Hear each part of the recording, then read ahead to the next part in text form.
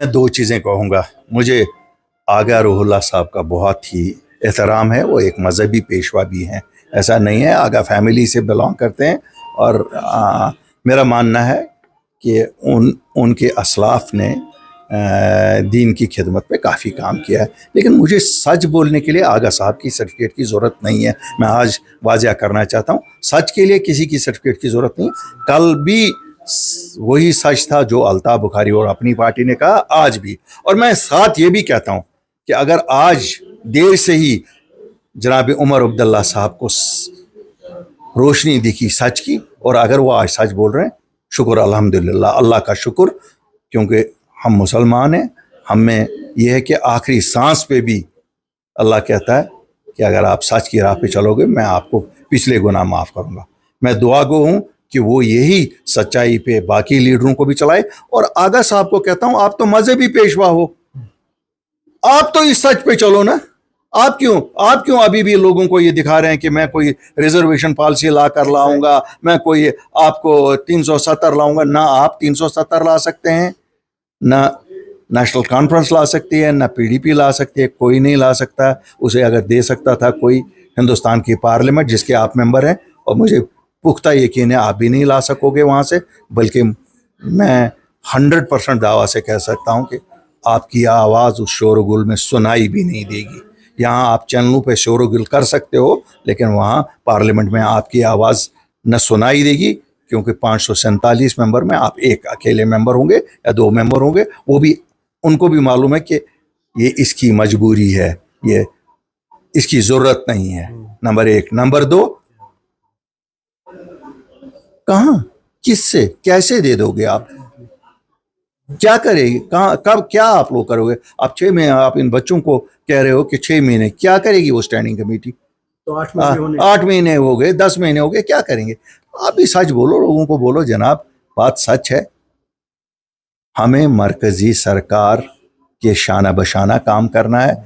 हम एक वो जोग्राफिकली लोकेटेड जगह है जहाँ एक साइड से पाकिस्तान, एक साइड से चाइना, दुनिया की सियासत यहाँ खेली जाती है।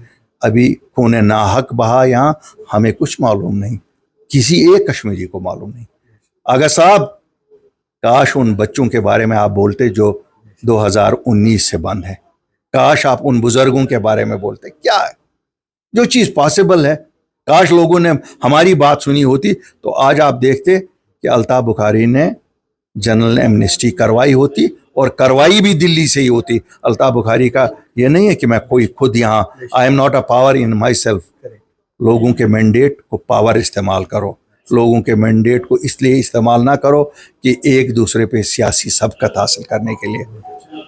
मैं आपको कहता हूँ, मैं आप सब लीडरों को कहता हूँ, पावर हम लिख के दे देंगे, आप ही रखो, लेकिन आप सच बोलो, कसम खाओ सच बोलने की। क्यों? सच बोलने से ही हमारा कौम तरक्की करेगा। ये ज्वाइनिंग अक्सर ये ज़्यादातर जितने भी थे ये वेज बिहाड़ा कॉन्स्टिट्यूंसीज थे, और ये उसी सिलसिले की एक अगली कड़ी है जो हम ज़मीनी सतह पे अपनी जमात को फिर मुतहरिक कर रहे हैं।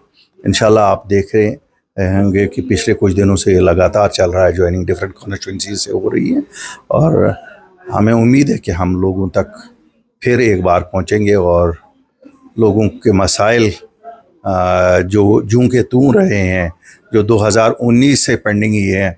जब कोई सरकार यहाँ तब से नहीं थी, तब से एक पहला इलेक्शन आया था, बदकिस्मती से लोगों को सियासी जमातों ने ऐसा वर्गला लिया कि हमारे सच को उन्होंने अपने झूठ से हराया। बहरहाल अल्लाह का फ़ैसला हमने भी मंजूर किया, लोगों का फ़ैसला था। लेकिन आज 8 महीने बाद लोग खुद महसूस कर रहे हैं कि उन्हें धोखा दिया गया।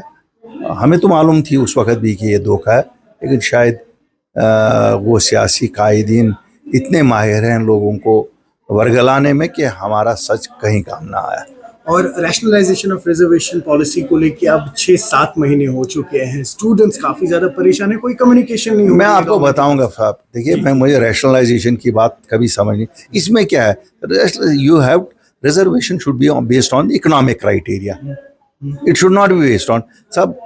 यहाँ हम कहते हैं नहीं साहब, जो उड़ी में रहता है पुंछ में रहता है, राजौरी में रहता है, इसको रिजर्वेशन दे दो, तो श्रीनगर वाला कहाँ जाएगा जो इकोनॉमिकली गरीब है? जम्मू वाला कहाँ जाएगा?